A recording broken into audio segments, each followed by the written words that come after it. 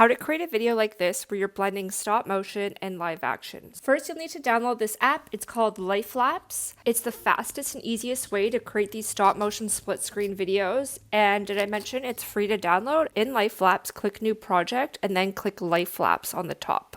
Put your phone into a tripod. If you don't have a tripod, then place it against a mug. It's important that it's not moving while you're shooting. Before I even started shooting, I went into my scene and I put a piece of tape where my feet were.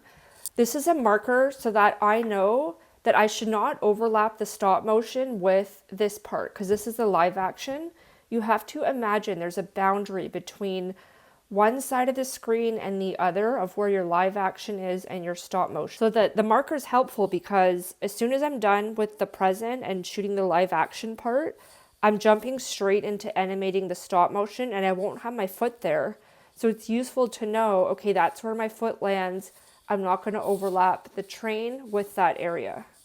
Tap on the screen of where you want it to focus. So for me, I tapped on the bench where I'm sitting, and then I locked the exposure, white balance, and focus. Those are the three locks you see above the shutter button. This will make sure that the settings are locked so that things like the exposure aren't readjusting every time you move things in and out of frame. Hit record and then start shooting. It doesn't matter if you shoot the live action first or the stop motion. I'm choosing to do the live action first.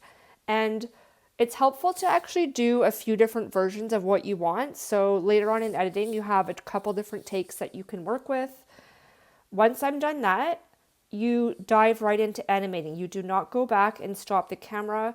Unlike traditional stop motion creation where you're taking individual photos and you have to keep running back to your camera to take the photos, we are letting this run as one long video clip, and you'll see why in editing.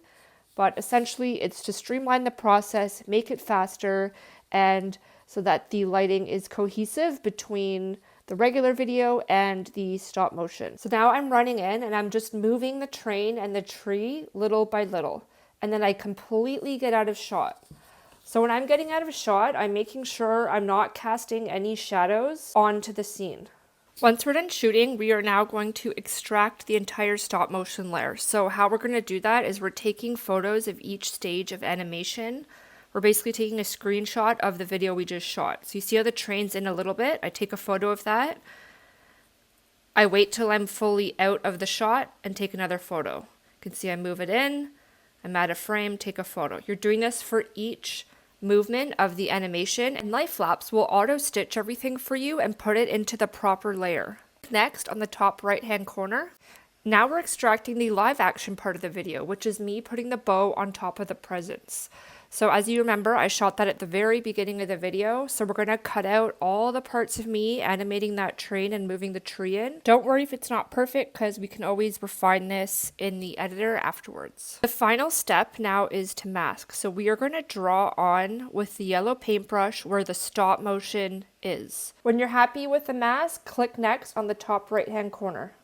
After you're done masking, Lifelapse will put everything together for you. So you just have to push play, and you can definitely play around with a bunch of the settings. Sorry, my dog is barking. This speed functionality will control just the stop motion part of the video. So if you want it to go a bit faster, it'll just apply onto the stop motion. That's better. And if you don't want it to keep looping, what you can do is go to the timeline, and we're going to create a pause on that last frame so that it just stays like that. So I'm going to tap on that. I'm going to click freeze, and then I'm going to do 3 seconds. And then you can see it added a bunch of frames after that. If you don't want to include the volume from the video, so it includes the audio from the live action part, so you can talk there if you want. I was coughing, so I'm just going to reduce the audio. If you need to make any adjustments, like you want to choose a different part of the live action, you can do that here. Just click the check mark when you're done to apply the changes. You can also import photos. So if you forgot a frame, you can go in and scroll through and take a photo, and it'll add it to that layer. One thing to note is the video will last the duration of the live action video. So you can see here, if the stop motion is really slow, it's not going to play fully because the video is going to end once the live action is done. So you have 2 ways to deal with that. You can increase the speed of the stop motion, so it's just the stop motion layer, or you can also edit or extend your live action part. If you extracted any photos that you didn't mean to, you can just tap on it and then delete it.